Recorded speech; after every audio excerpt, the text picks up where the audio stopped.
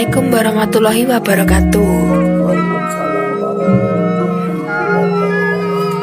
Ya, selamat malam teman-teman. Salam sejahtera bagi kita semua. Jadi pada malam hari ini kita jumpa lagi dengan saya Lulu Retna dan Mbak Kendil. Jadi seperti biasa teman-teman, kami akan menjawab beberapa pertanyaan dari kalian.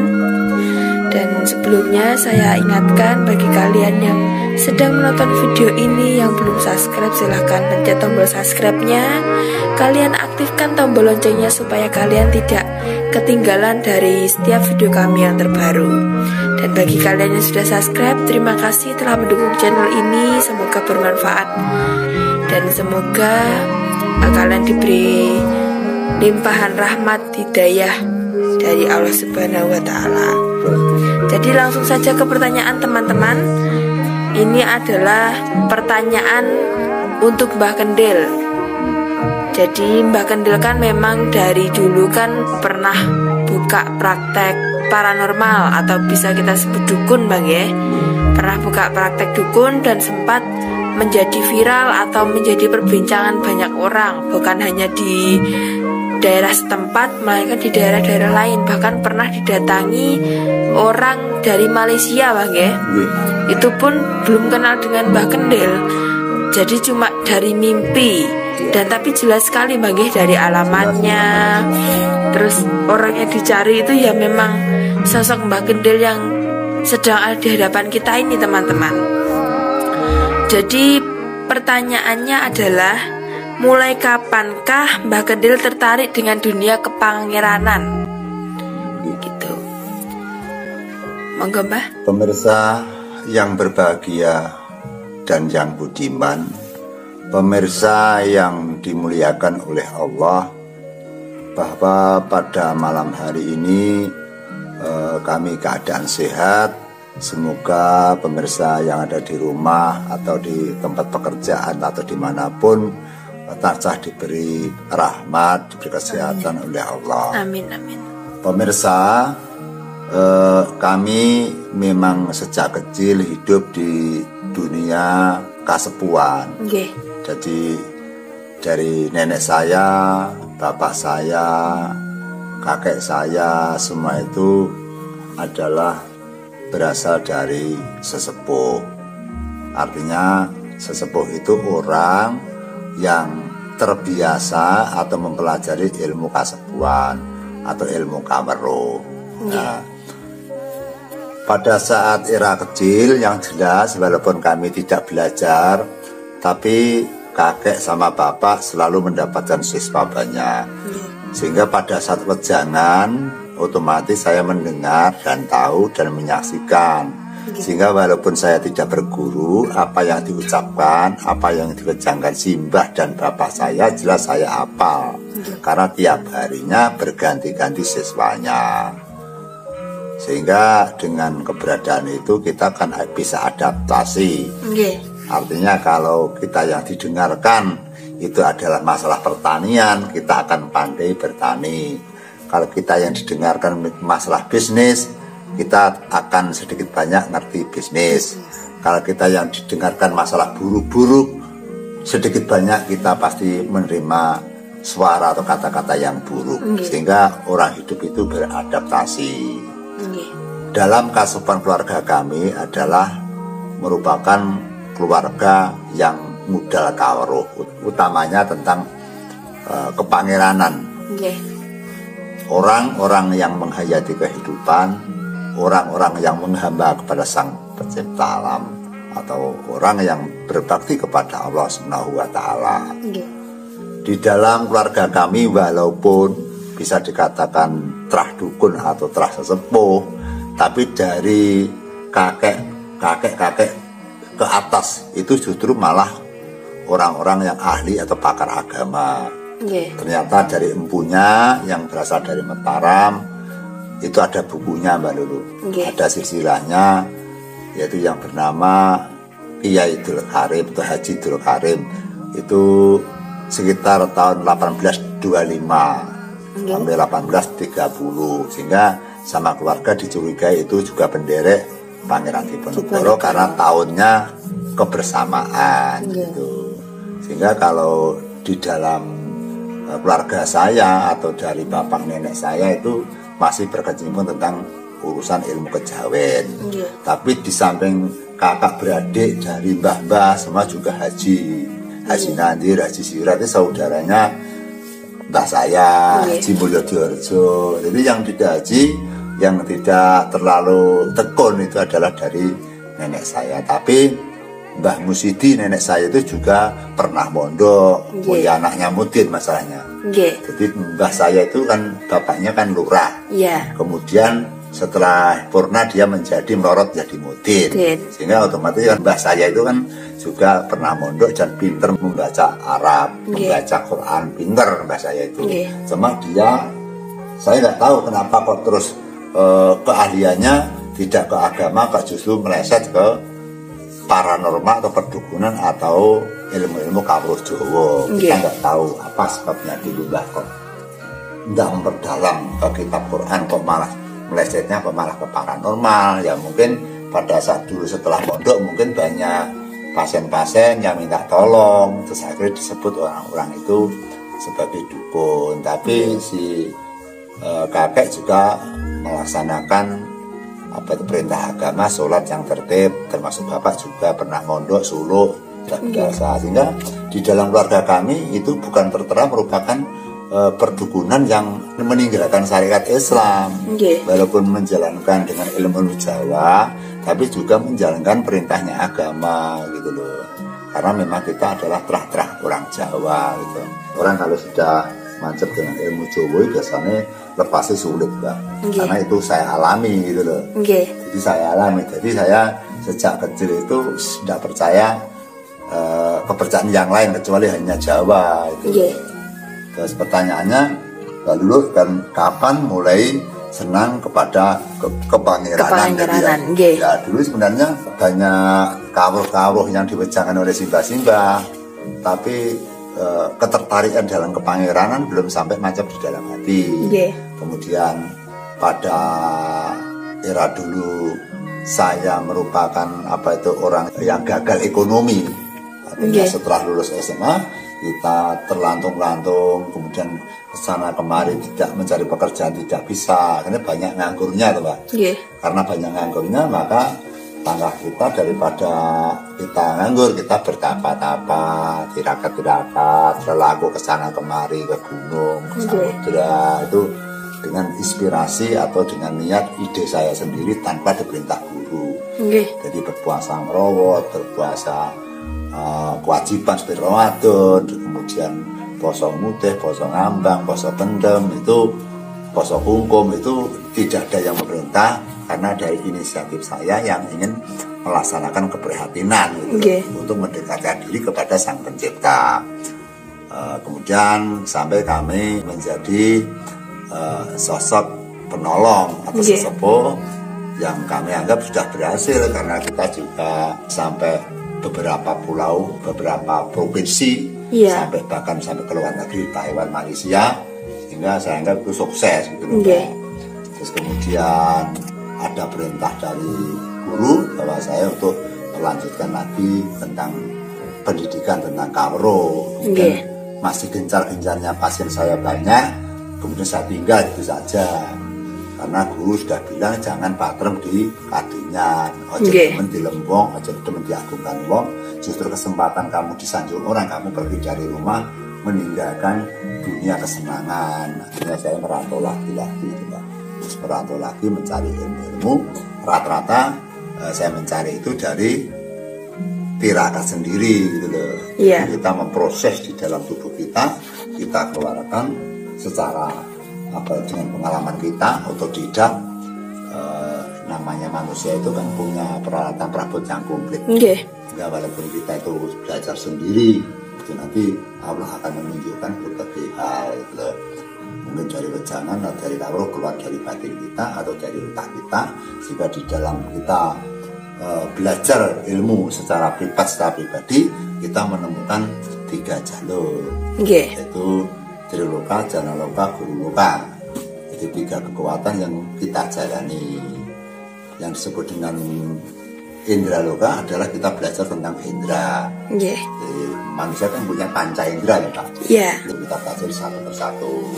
Nggih. Setelah 5 indra kita pelajari, kemudian indra loka sudah, terus guru loka. Guru loka adalah merupakan yang singgah di dalam otak, kecerdasan dengan otak, kecerdasan otak yang disambungkan dengan kepangeranan. Bukan maksudnya kecerdasan otak itu bukan masalah sekolah umum gitu. Yeah. Kecerdasan dalam kita mempelajari tentang kawruh, mendekatkan diri kepada Sang Pencipta. Indra loka, guru loka, jana loka. Jana loka adalah ilmu kepangeranan. Jana akhirnya kan surga tuh Mbak. Iya. Jadi ilmu yang mempelajari tentang surga, ilmu yang mempelajari tentang besok apabila kita pulang ke rahmatullah. Dari Purwo Madya Wusono, lahir urip mati, lahir sudah kita dilahirkan di alam kandungan, kita hidup di dunia ini, kemudian tinggal satu yaitu di alam kelanjutan atau alam akhir. Itu kita pelajari dalam sebuah ikatan atau kawruh atau jangan yang dinamakan triloka. Triloka itu tidak berasal dari orang lain, bersumber dari saya sendiri yang keluar dari aspirasi saya sendiri. Pada era dulu sampai saya mengajukan ke kejaksaan untuk aliran saya itu bisa diizinkan. Masih ada siupnya juga ada. Siup untuk perhimpunan atau organisasi tentang aliran triloka. Tapi setelah saya renungkan panjang lebar, terus kemudian saya mengundurkan diri, tidak bisa menjadikan atau mendirikan sebuah aliran. Toh kita sudah punya agama. Pada saat itu pun kita masih belum yakin tentang agama, karena kita bisa menolong orang, bisa membantu orang itu pakai ilmu nenek moyang gitu loh. Dan itu juga banyak yang berhasil daripada tidaknya. Yang namanya panuwunan itu tidak bisa dibuktikan secara langsung, karena hanya nyuwun kepada Tuhan, nyuwun kepada Sang Pencipta. Itu bisa berhasil, bisa tidak, tergantung kepada permintaan kita dikabulkan apa tidak gitu loh. Yang pertama itu dengan fundamental kita, laku kita, kebersihan kita. Kalau kita kotor, kita lakunya kurang, ya jelas kita sulit untuk memohon, sulit dikabulkan gitu. Pada suatu saat itu saya menjalankan topong rame kan. Jadi tidak mengurusi keluarga, tirakat kesana kemari, mencari sumber-sumber untuk menciptakan sebuah daya, sebuah kemanjuran, sebuah kemandan, hingga saya tersesat sampai saya bertapa di tempat keramat 41 hari di Desa Sidowara, Kecamatan Kleman, Kabupaten Kediri, yaitu wilayah Pare, itu sampai 41 hari. Dan selanjutnya tidak saya ceritakan. Ini saya ceritakan nanti kan dia pamer malam. Nah, jadi kita yang saya masuk kesesatan ini justru saya tidak memperdalam agama. Saya mau saya sendiri gitu loh. Kesana kemari, kesana semuanya ke gunung, ke Alas Purwo Banyuwangi, ke makam Ronggo Warsito, makam Joyoboyo dan sebagainya. Teman-teman saya anggap itu merupakan keramat. Saya di situ mohon petunjuk atau mohon kecerdasan, kemanjuran di dalam tempat saya untuk bertirakat di situ. Kemudian saya diperintahkan guru untuk menjalankan bertapa laku selama 8 bulan, menolong tanpa pamrih. Jadi artinya 8 tahun itu saya mengumpulkan orang sekitar 8 orang, saya ajak untuk menolong orang setiap hari sampai 8 tahun. Itu tanpa minta biaya apa? Ya, tanpa minta biaya. Itu saksinya ada teman-teman. Jadi teman belakang itu semua itu bawa rokok sendiri, bensin sendiri itu. Pokoknya ada orang minta tolong, langsung kita kerjakan. Justru kita malah mengunjungi orangnya itu. Malah itu selama 8 tahun. Terus setelah itu kami masih kebingungan, kedaduk masa ekonomi karena kita punya anak istri loh Pak. Akhirnya walaupun kita sudah punya kawruh yang tinggi, tapi nyatanya untuk keluarga tetap kita utang, kita susah untuk makan, untuk menghidupi si keluarga. Akhirnya kita frustasi, akhirnya berhubung tidak mendapatkan penghasilan yang konkret, penghasilan yang rutin, maka daripada nganggur, saya berbuat sesuatu yang menghasilkan karya. Terus saya ingin menjadi ibu pusaka. Jadi kegiatan saya adalah membuat pusaka itu. ada yang pesan, ada yang membeli itu. Nggih. Dengan hasil pusaka-pusaka itu baru kami bisa makan. Terus bikin pusaka. Kemudian apabila ada yang pesan mau mahal gitu ya, itu pasti saya tirakati, saya puasani gitu. Sampai sekarang masih ada Mbak pusaka bikinan saya yang saya namakan pusaka blorong. Kan dulu pernah saya memakamkan pusaka blorong yang saya tanam di dalam kuburan. Karena pusaka itu berasal dari maesan atau dari batu nisan. Batu nisan kuno. Saya ciptakan sebuah pusaka, saya ukir berelief wujudnya Nyai Blorong. Ronggonya juga berasal dari batu, kerisnya juga berasal dari batu. Kemudian saya tirakati selama 41 hari.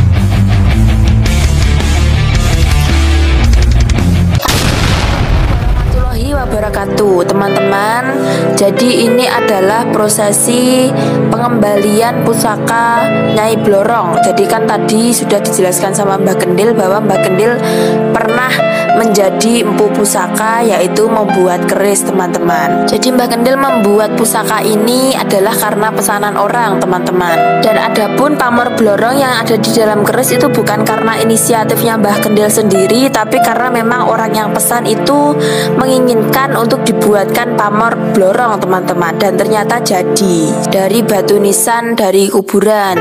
Tapi ketika Mbak Kendil sudah mengukirnya dan sudah jadi kerangka beserta kerisnya, ternyata sama keluarganya, sama anak-anaknya tidak boleh dijual, teman-teman, untuk sebagai koleksi barang antik atau sebagai kenang-kenangan.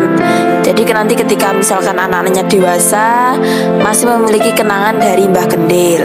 Jadi ini membuktikan juga, teman-teman, bahwa Mbah Kendil ini memiliki banyak sekali bakat, banyak sekali talenta. Bisa membuat pusaka, kemudian menjadi dalang ruwat, kemudian menjadi sesepuh yang menolong orang, sosok pemain drama, teater, pemain ketoprak dan lodrok, memiliki ilmu kejawen dari neneknya ya, teman-teman. Jadi memang keahlian Mbah Kendil ini beragam, teman-teman. Mbah Kendil juga bisa membuat almari atau menjadi mebel. Jadi barang-barang di rumahnya Mbah Kendil seperti meja, kursi, almari, itu pembuatannya itu dibuat oleh Mbah Kendil sendiri, teman-teman. Tapi dengan demikian saya melihat secara langsung kehidupan Mbah Kendil dan saya mengamati bahwa talentanya Mbah Kendil yang sebegitu banyak itu ternyata kehidupannya Mbah Kendil juga biasa-biasa saja, teman-teman. Tidak kemewahan dan lain sebagainya. Bukan karena talentanya itu tidak berharga, teman-teman, tapi karena memang Mbah Kendil ini misalkan membuat almari tidak dijual. Jadi Mbah Kendil ini memiliki keahlian yang sangat sekali beragam. Namun demikian Mbah Kendil tetap rendah diri, teman-teman. Jadi kalau orang awam melihat Mbah Kendil ya cuma gitu-gitu aja, tapi ketika tahu dalamnya Mbah Kendil ini seperti apa sih, pasti banyak orang yang kagum. Seperti saya sendiri, teman-teman. Jadi saya ini secara pribadi saya juga mengagumi Mbah Kendil, saya juga ngefans sama Mbah Kendil. Kok banyak sekali keahliannya Mbah Kendil, mulai dari membuat meja, kursi, almari, kemudian bangunan juga bisa, teman-teman. Kadang Mbah Kendil itu kalau misalkan butuh sesuatu, misalkan membuat dekorasi rumah, itu juga dikerjakan sendiri. Maklum ya, teman-teman, karena memang bisa membuat sendiri. Kalau misalkan kerjaan orang lain itu kadang kurang puas, seperti itu. Dan ini kami juga bersama Mbah Godek, teman-teman. Ini adalah sesepuh, jadi pujangga hari, teman-teman. Jadi Mbah Godek ini biasa dimintai tolong orang untuk mencarikan hari hari yang baik, misalkan untuk temu manten, kemudian untuk mengadakan kegiatan-kegiatan seperti gebiakan wayang dan lain sebagainya. Jadi teman-teman, ini pengembalian pusaka kita tanam di kuburan bukan karena misalkan cari eksis, cari pansos biar terlihat sakral, tidak, tapi karena memang keris pusaka ini baik dari kerangkanya, kemudian dari kerisnya sendiri dari batu nisan dari kuburan yang sama teman-teman. Jadi kita mengembalikannya ke asalnya, meskipun tidak berwujud batu nisan lagi, sudah diukir sama Mbah Kendil, berwujud menjadi keris pusaka yang berelief Nyai Blorong, tapi tetap karena memang asalnya dari kuburan, kita juga kembalikan ke dalam kuburan. Seperti itu teman-teman. Nanti untuk misalkan kelanjutan kerisnya, bagaimana reliefnya dan penjelasannya biar dijelaskan sama Mbah Kendil. Mari kita saksikan teman-teman. Niatku loh buatan sanes, namun kulo pengen menghibur datang penjenengan sami. Paring lelipur dumateng penjenengan sami. Buatan wonten pamrih sanesipun. Kejawi namung kepingin damel senenge penjenengan sami. Prosesi pemakaman wujudipun inggih menika keris Nyai Blorong ingkang asal mulanipun saking maesanipun Mbah Boro ingkang babat dusun mriki. Pramila keris menika kawangsula dhateng mriki asale saking kuburan dipun wangsulaken dhateng kuburan. Bebasanipun kados banyu bumi angin, sing banyu balik ning banyu, angin balik angin, lajeng bumi ini balik teng bumi malih. Pramila niku badhe klasa mulaken. Nalika semanten kula ndamel menika gagagas kula kepengin dados empu ing krana kula nafsu ingkang asipat gumediran sombong pungkasanipun andamel rasa pangrasa kula panggesangan kula ingkang nandhang kacitrakan. Dasaripun ngaten para kadang. Sapa wong kang sombong, sapa kang kumalungkung, ing kono bakal antuk pepanjung, nanging tan wurunga bakal mamprung sokmanipun. Tegesipun tiyang ingkang sombong menika entek-entekane badhe kuwirangan. Pramila saking menika menawi kenging damel tepa tuladha sombong gumedhe semugih kumingsun estunipun menika penyakitipun manungsa. Dados manungsa niku kagungan ati ingkang resik menika ndadosaken kulbu mukmin Baitullah.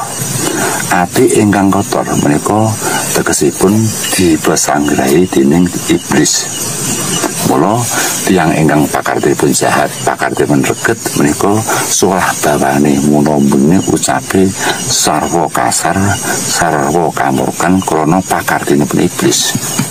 Para kadang menika badhe kula pratelaken kados pundi wujud lan pamoripun pusaka sarangkanipun kados manaten punika.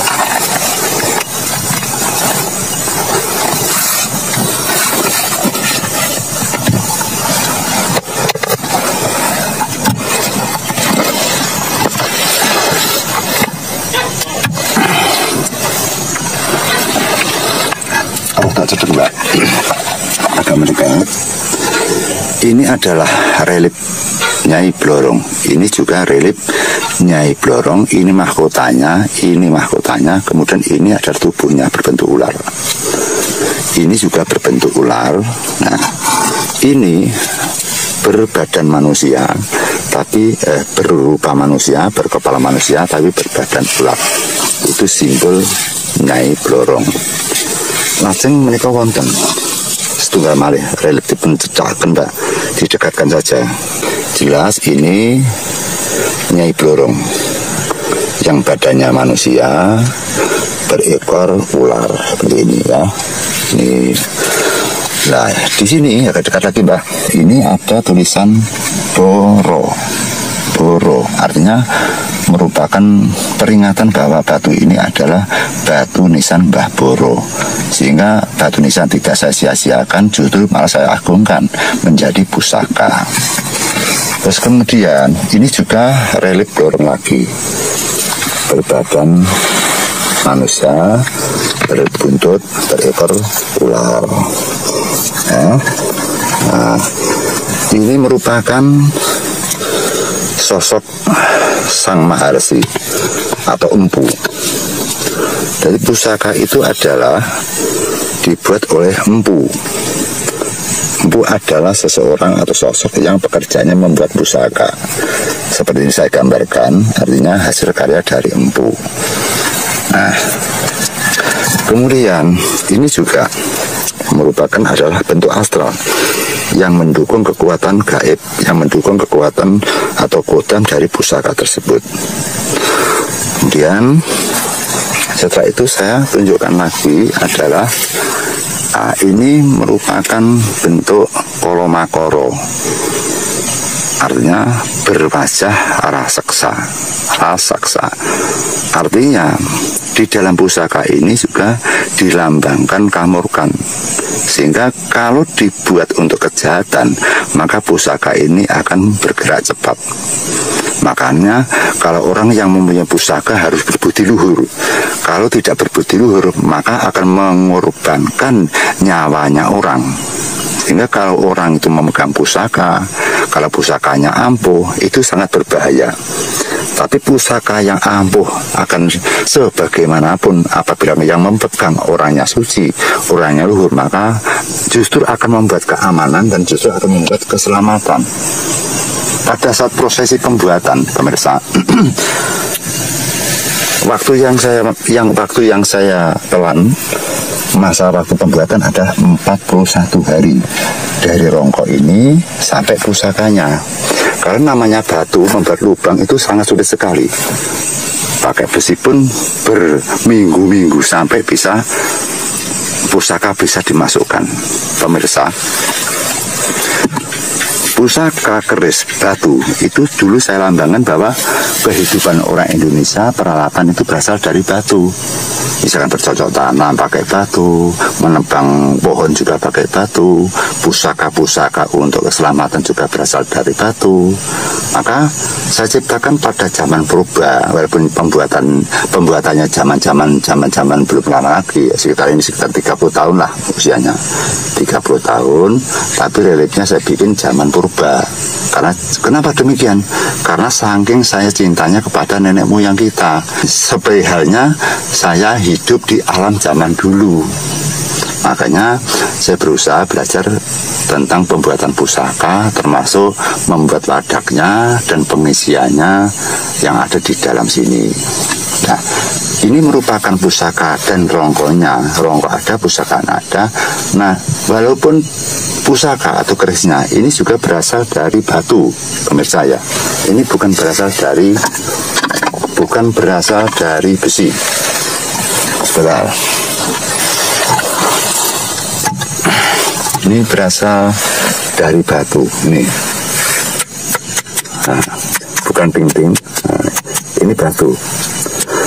Dalam prosesi pembuatan, pemirsa, dari luknya, luk 1, 2, 3, 4, 5, 6, 7, 8, 9 luk, sangat sulit sekali karena batu itu rawan pecah, rawan gempil ya.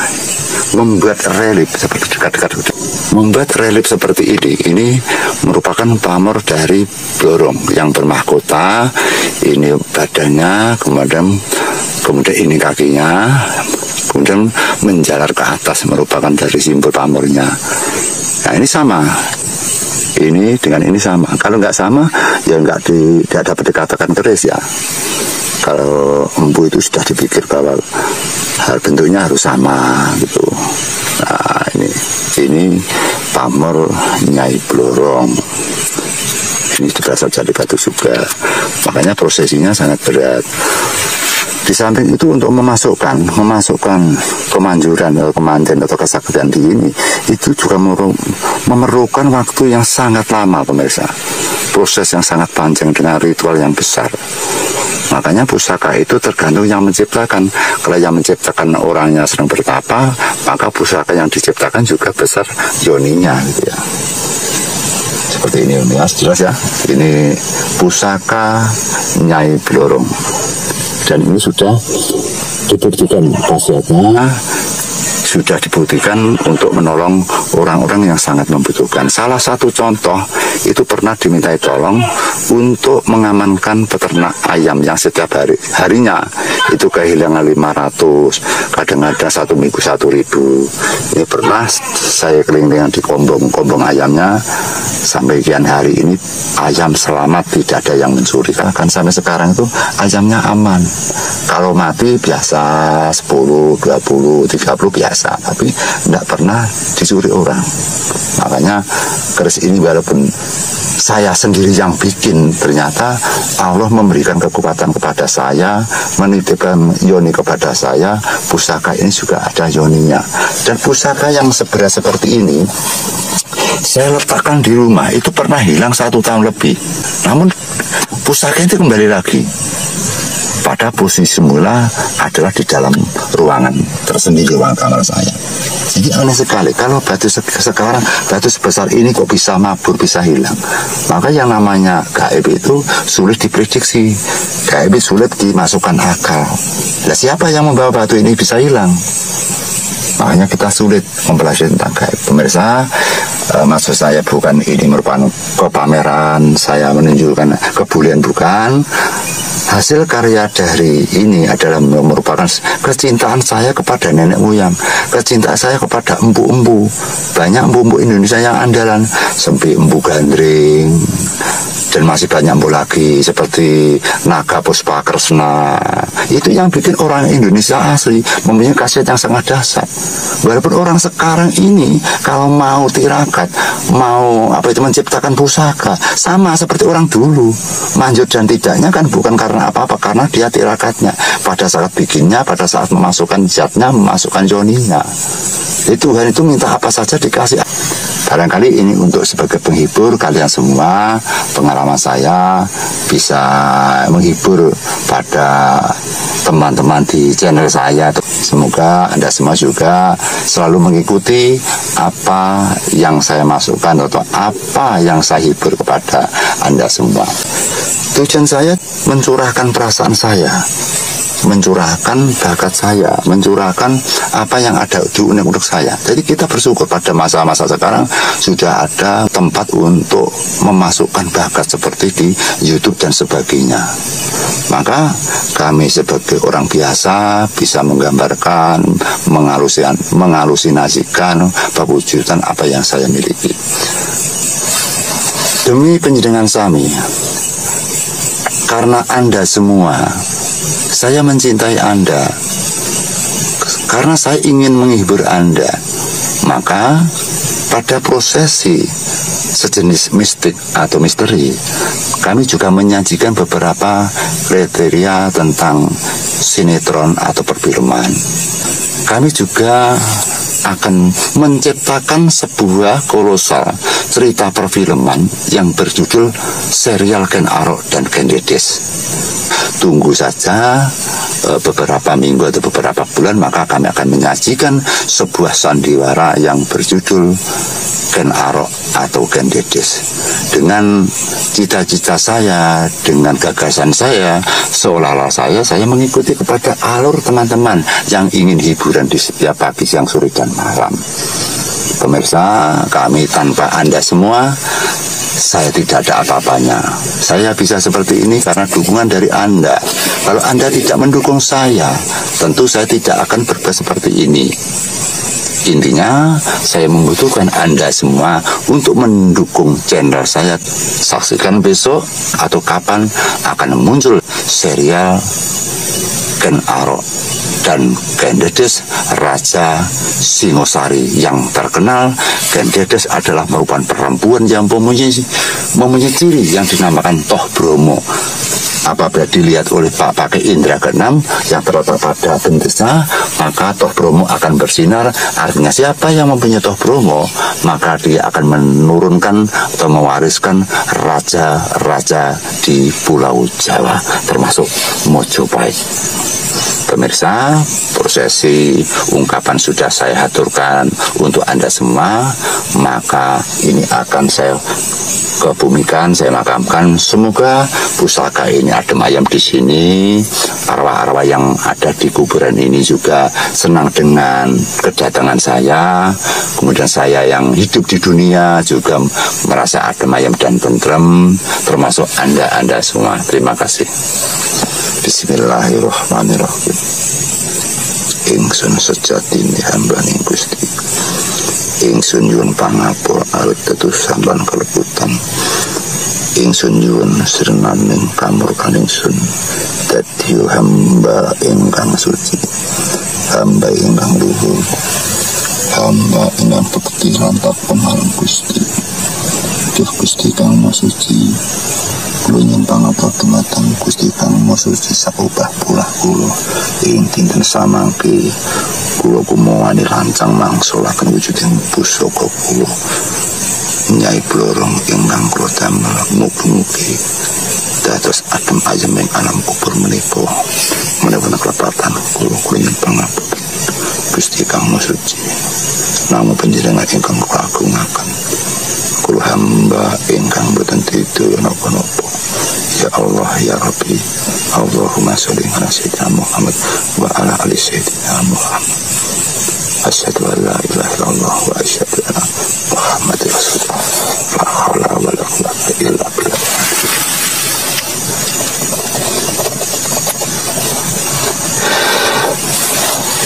Pemirsa, saya ikhlaskan, saya kebumikan di kuburan tentang keamanan, keselamatan saya sudah pasrah semala.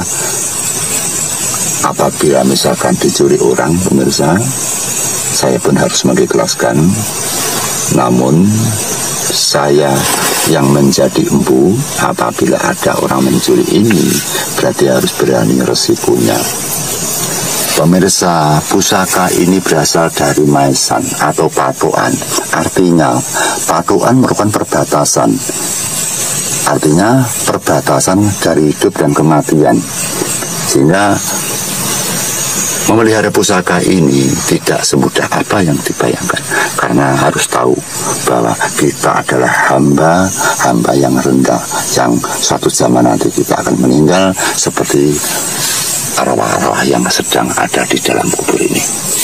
Allahumma sholli ala sayyidina Muhammad wa ala ali sayyidina Muhammad.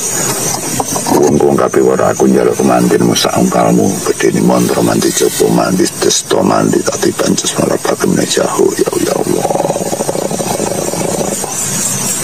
Apa?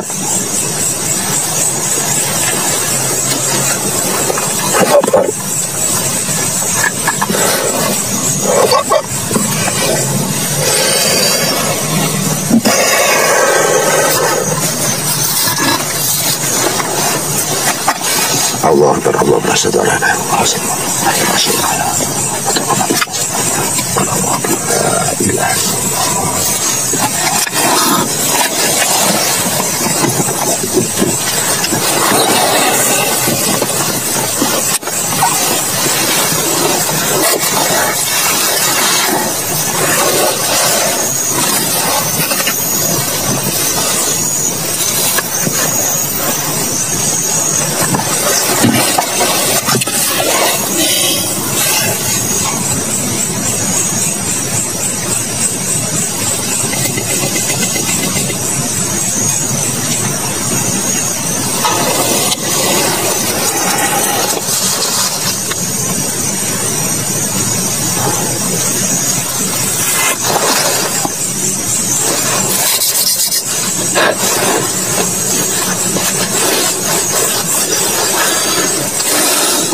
Pemirsa, Bro Kadang, Bro Konco, teman-teman semua, pusaka yang saya masukkan ke liang kubur seperti ini mengingatkan saya bahwa suatu saat nanti, suatu zaman nanti, saya akan menjalankan prosesi seperti ini. yang dimasukkan ke liang kubur tidak ada ketampanan, tidak ada keahlian, tidak ada keagungan, tidak ada kesaktiannya. Kesimpulannya, kalau kita yang punya wajah bagus, tampan, sakti, kaya raya dan sebagainya, kalau dimasukkan liang kubur ini sama sekali sudah tidak ada artinya. Dan manusia itu dikejar-kejar oleh waktu, dinanti-nanti kapan manusia akan kembali kepada Sang Pencipta. Kembali kepada Sang Pencipta, maka manusia harus mempunyai dan memiliki sangu atau modal. Apa modalnya? Hati yang bersih, tingkah pakarti yang suci, bekti, takwa marang pangeran. Pemirsa, saya lanjutkan untuk mengumpulkan.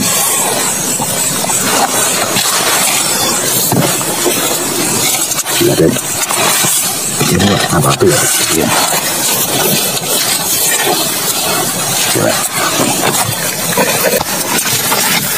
Nanti aku ini tenggur mawon.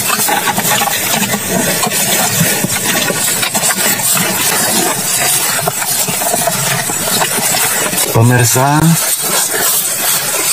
kita nanti akan menjalankan seperti prosesi ini, hingga setelah dimakamkan maka keris ini akan saya tinggal.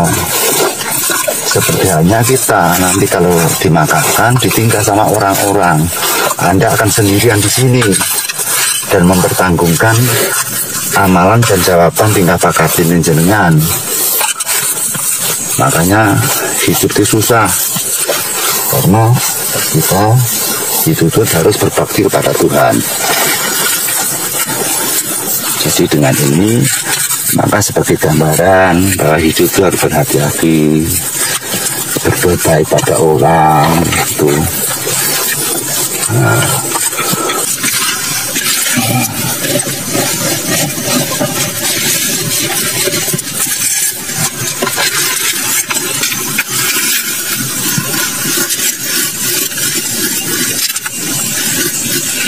Di dunia itu ada pilihan baik dan buruk, bejo ciloko mulya sengsara padang peteng lanang wadon.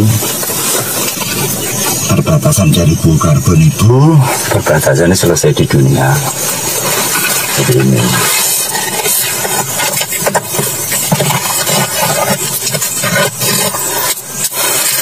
Sudah selesai ya Mas Godek ya. Matur nuwun. Masih napa niku sehat Mbak Godek, keroyo-royo kados makaten seperti ini. Mbak Godek juga ingin menghibur Anda semua yang ada di YouTube. Dia bersusah payah mendatangi kuburan. Saya mengucapkan terima kasih Mbak Godek ya. Nggih, nuwun dengan nuwun kula kiambak mugi-mugi kula jenengan lancar nyambut tamu. Amin, amin. Saya yakin mugi-mugi kula lan panjenengan tetap eling ya Pak nggih. Eling berbuat baik kepada siapapun. Takwa marang pangeran sak mampune nggih Mbak nggih. Dados-dados ngaten Mbak. Dunia kemplelet tundune akeh, rupane bagus sak menang-menang tangga teparo. Itu dijaluki dhuwit, diutangi dhuwit, angel, jali sedekah angel. Nyatane rek mati nggih mboten digawa dunyane niku. Ya. Kalau meninggal sudah tidak dibawa hartanya. Seperti ini, manusia itu sudah ada artinya kalau sudah dimasukkan ini.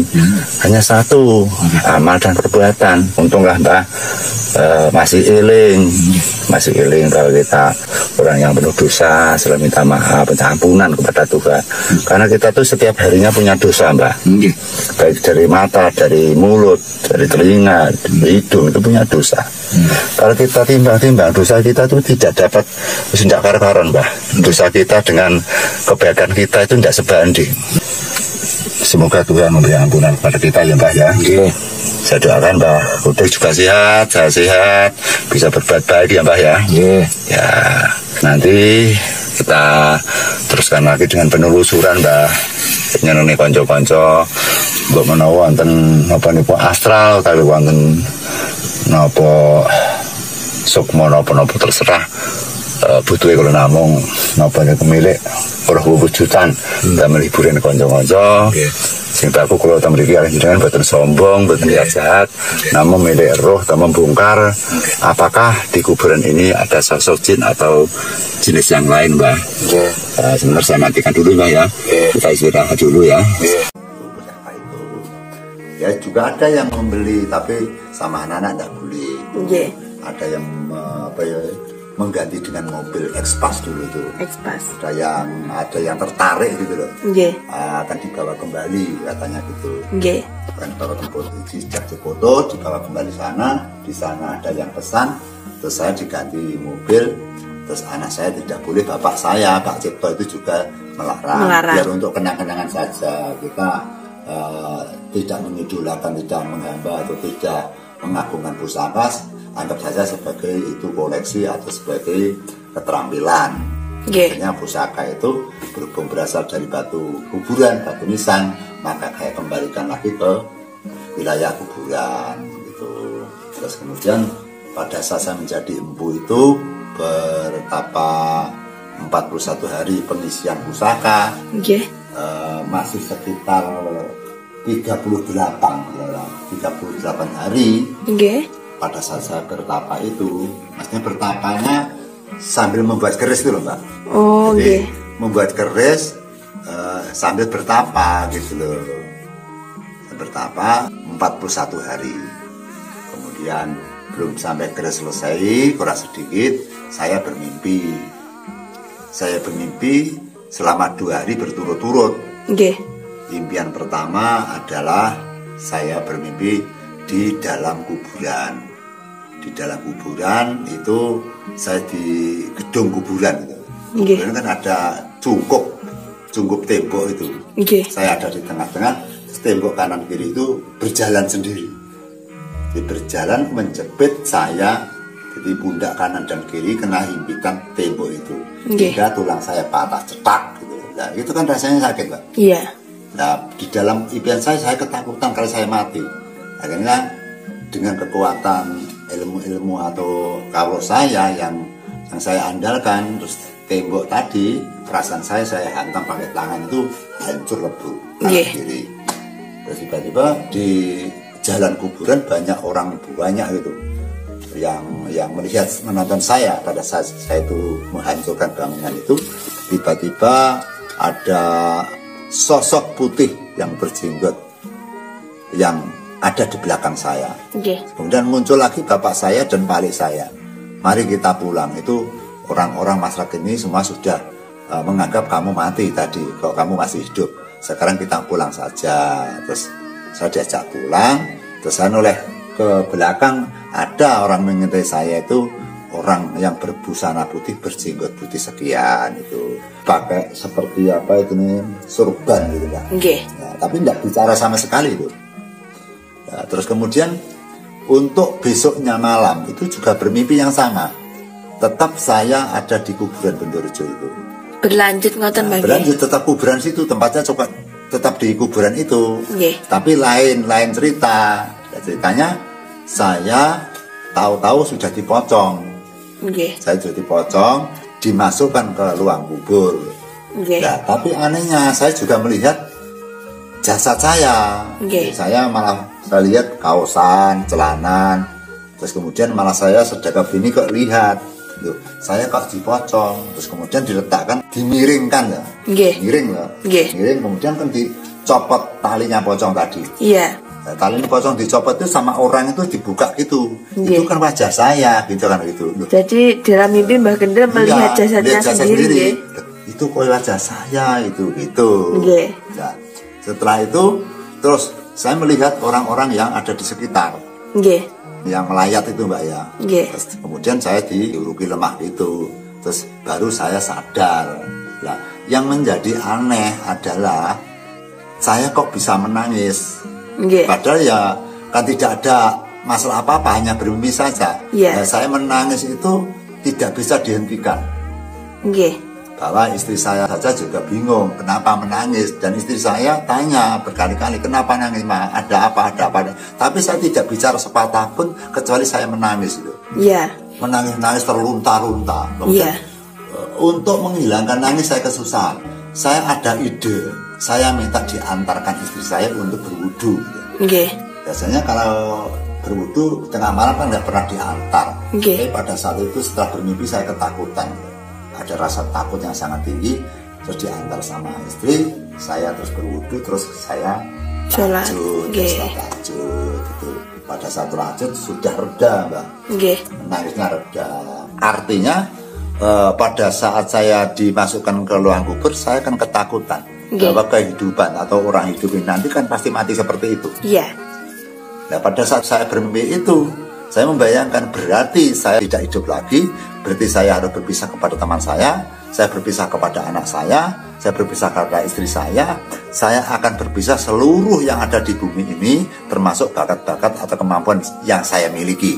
Jadi ilmu saya yang manjur kayak apapun akan saya tinggal semua itu.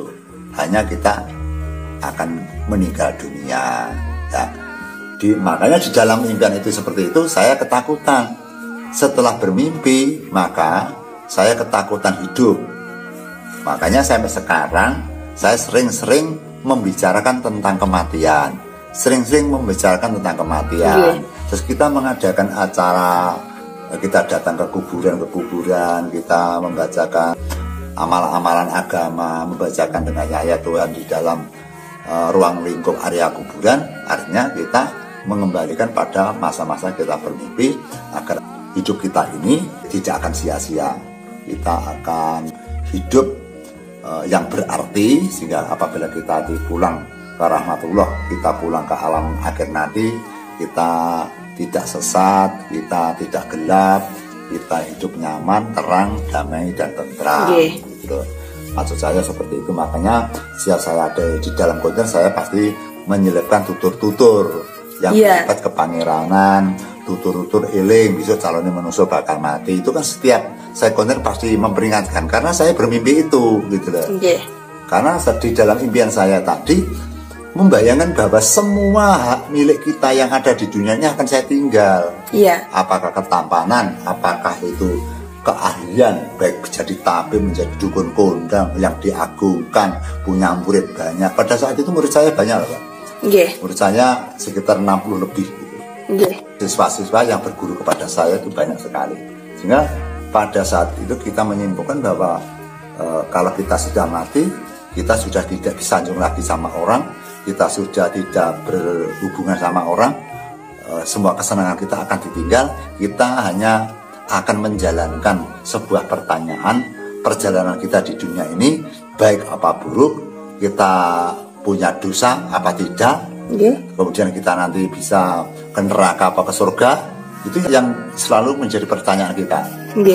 Makanya di dalam impian saya seperti itu sebagai tutur untuk saya lebih baik untuk menuju kebaikan, persiapan di akhir zaman nanti kita pulang ke rahmatullah atau pulang di hadapan Allah. Makanya untuk hidup ini harus hati-hati dalam kita berbicara, hati-hati dalam perilaku kita.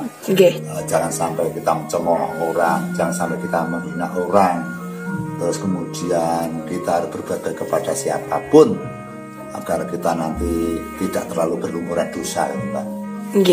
Agar kita jangan sampai terlalu hidup dengan kekayaan. Kita hidupnya hanya berpikir kekayaan, kerja, ketenaran.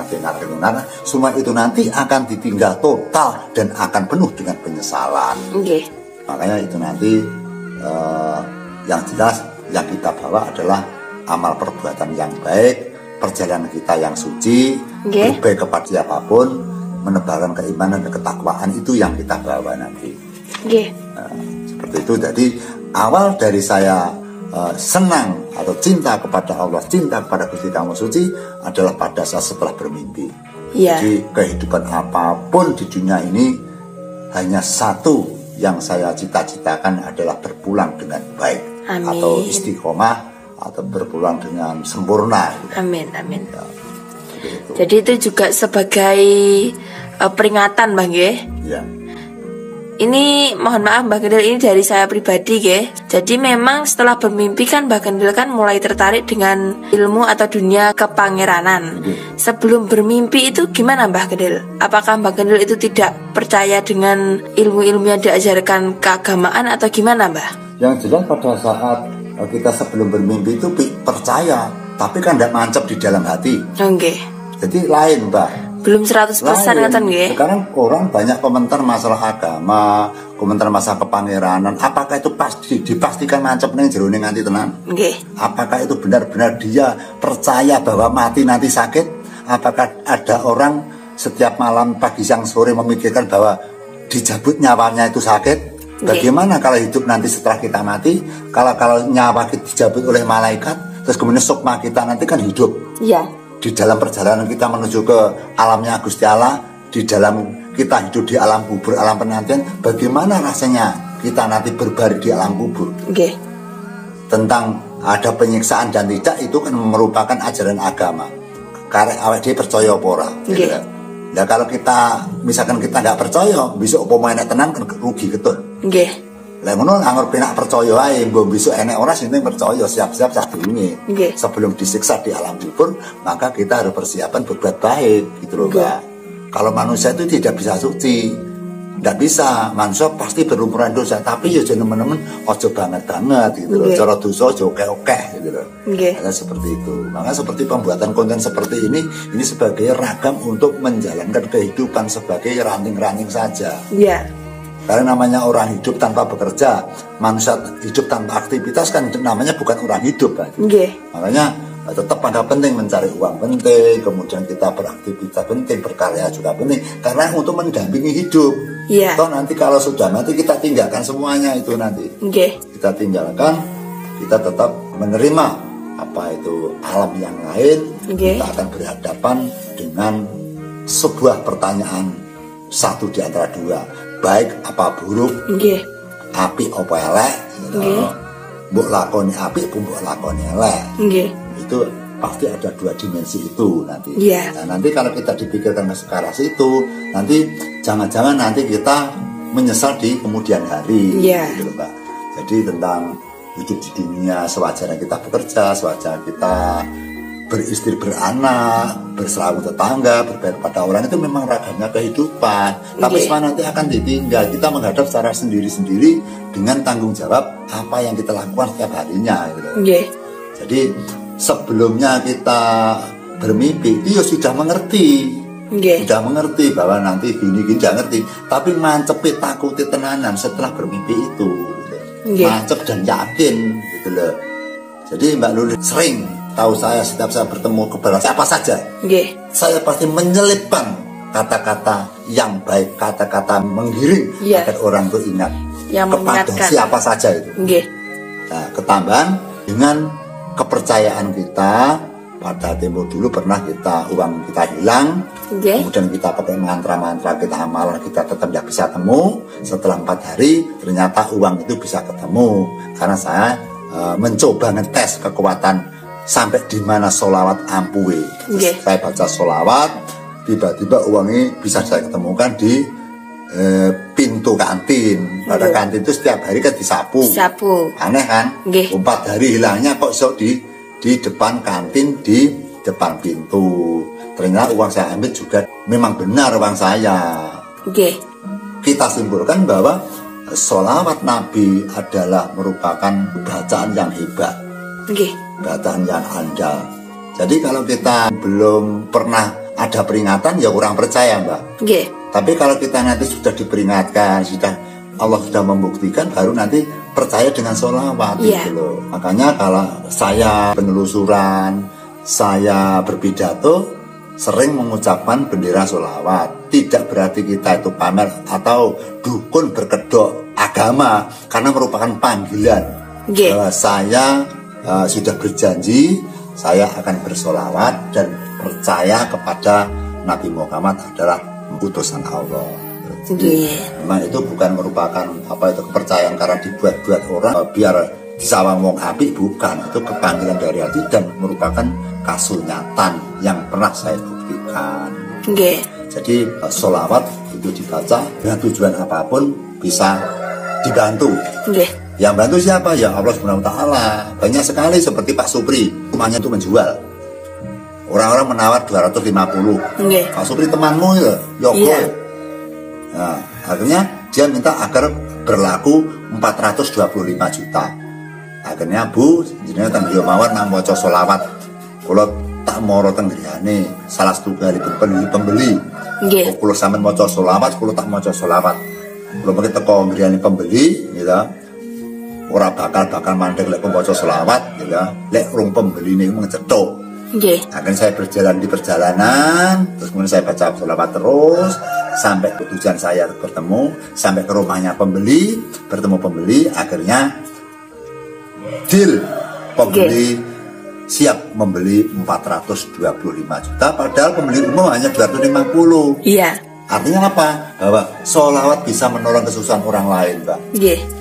Sholawat bisa menolong kepada hamba-hambanya yang percaya gitu loh. Okay. Yang bagi yang percaya, yang tidak percaya kita tidak bisa menyebut. Okay. Karena mana namanya ketuhanan itu kepercayaan loh. Iya, kepercayaan. Amalan dan mantra doa itu kepercayaan, kita nggak bisa engkel-engkelan. Okay. Gitu. Jadi kalau saya memang percaya setelah dari pengalaman yang saya miliki, setelah saya menjalankan kepercayaan tentang kepangeranan sembah atau takwa kepada Allah Subhanahu wa taala dan menyaksikan atau percaya kepada sholawatnya, itu banyak bukti-bukti yang saya buktikan. Okay. Maka dari itu mulai beranjak saya menggeluti agama, beranjak saya itu mencintai agama, mencintai sholawat ya semenjak saya membuktikan tentang hasil khasiat atau keagungan, kedahsyatan tentang sholawat tadi. Makanya bukti nyata saya hanya mengandalkan amalan tidak banyak-banyak. Saya hanya bismillah, fatihah, sholawat, sebernama Allah, itu dalam arti menolong orang apa saja kok banyak yang berhasil. Okay. Jadi kesimpulannya apa? Keyakinan kita. Ya. Kamu yakin atau enggak? Ya, yang utama adalah keyakinan kita untuk berdoa dan memohon. Okay. Adapun mantra-mantra sebutan itu nomor 2, ini kita yakin dulu dan percaya. Gitu, kan? Okay.